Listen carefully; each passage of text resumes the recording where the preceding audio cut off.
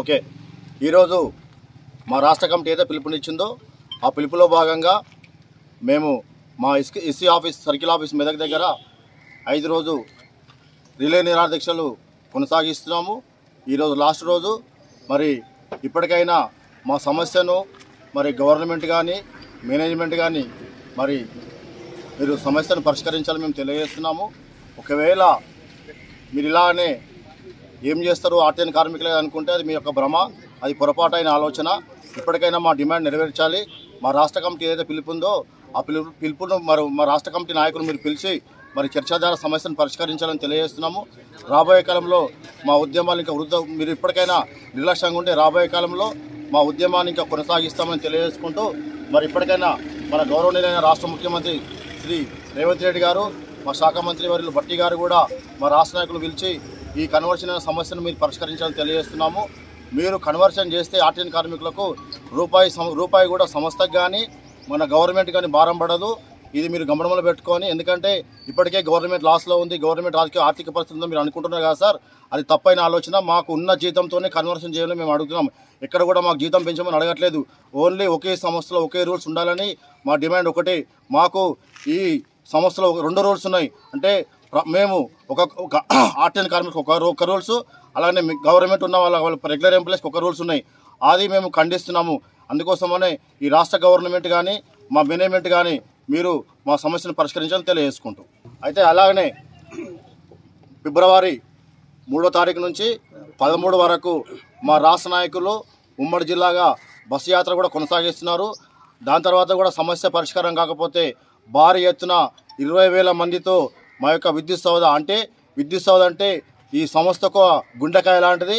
ఆ గుండెకాయని 20,000 మందిని మేము ముట్టడించబోతున్నాము. ఎలాంటి నష్టం జరిగినా కూడా ఇది గవర్నమెంట్ బాధ్యతనే. కాబట్టి ఇప్పటికైనా ఈ గవర్నమెంట్ కానీ ఈ మేనేజ్మెంట్ కానీ ఆలోచన చేసుకొని మా సమస్యను పరిష్కరించి మీరు మాకు సహకారంగా ఉంటారని, మా సమస్యను పరిష్కరిస్తే మేము 20,000 మంది మేము గుండెలు పెట్టుకుని ఈ గవర్నమెంట్ ఆదరిస్తాము. ఎందుకంటే ఈ టీఆర్ఎస్ గవర్నమెంట్ మమ్మల్ని మోసం చేసింది. ఆ గవర్నమెంట్ ఇంటికి పంపించినాము. ఈ గవర్నమెంట్ కార్మికులు మేము ఓట్లు వేయించుకున్నాము. మాకు కంజమర్లు విలేజ్లో ఉంటారు. మా కంజమర్లు విలేజ్లో ప్రతి ఒక్కరు మాకు పరిచయం ఉంటారు. ఆ కంజమర్ దగ్గర పోయి మా ఘోషణ వినవించుకున్నాము. ఆ ఘోషణ ఈరోజు మీ గవర్నమెంట్ పేరు పడ్డది. అందుకోసమని మీరు మాట ఇచ్చారు కాబట్టి మీరు ఇచ్చిన మాట ప్రకారము మాకు రెగ్యులర్ పోస్టులో కన్వర్షన్ చేయాలని మేము డిమాండ్ చేస్తున్నాం.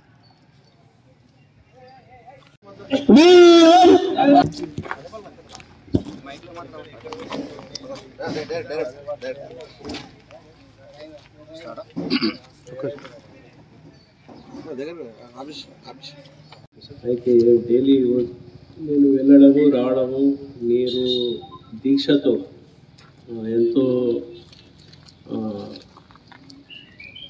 దృఢ దీక్షతో మీరు ఈ చేస్తున్నది దీక్ష రిలే నిరాదీక్షలో పాల్గొంటున్నది చాలా గొప్ప విషయమే. కాకపోతే అసలు విషయం ఏంటంటే మీరు చాలా పీస్ఫుల్గా చేస్తున్నారు. మొదటి పాయింట్.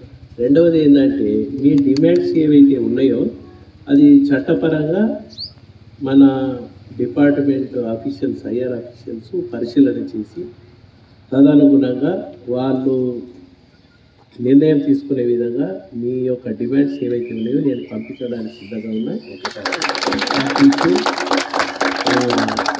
సరి అయిన డిమాండ్స్ ఉంటే సారికి చేయవచ్చు అనేది కూడా నా యొక్క మన ఎస్సీ ఆఫీస్ తరఫున రిటర్న్ మ్యాటర్లో పంపించడం జరుగుతుంది.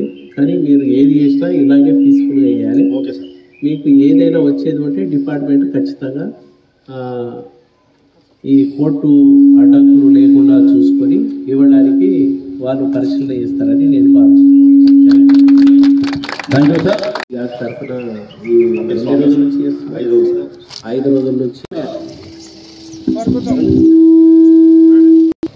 కార్మికుల ఐక్యత, కార్మికుల ఐక్యత, కార్మికుల ఐక్యత, జేఏసీ నాయకత్వం, జేఏసీ నాయకత్వం. మరి ఇప్పుడు మన దీక్షల గురించి మన పెద్ద సారు మన ఎస్సీ గారు మన దగ్గర రావడం చాలా సంతోషం. మరి మన కార్మికుల గురించి సార్ 2 నిమిషాలు మాట్లాడాలని కోరుచున్నాను.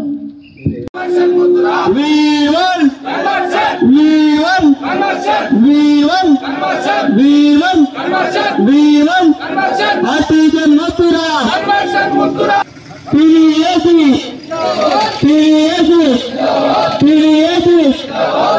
ఐక్యత, కార్మికుల ఐక్యత, ఒకే సంస్థ, ఒకే సంస్థ, స్టాండింగ్ వెంటనే, స్టాండింగ్ వెంటనే, విద్యార్థులు పట్టు, స్టాండింగ్ వెంటనే, ఒకే సంస్థ, ఒకే రోజు వెంటనే, ఒకే సంస్థ, ఒకే రోజు సర్వీసులకు వెంటనే, కన్వెన్షన్ వెంటనే, కన్వెన్షన్ వెంటనే, ఆర్టిజన్ వద్దురా, ఆర్టిజన్ వద్దురా. జై ఆర్టిజన్, జై జై ఆర్టిజన్. కార్మికుల ఐక్యత, కార్మికుల ఐక్యత.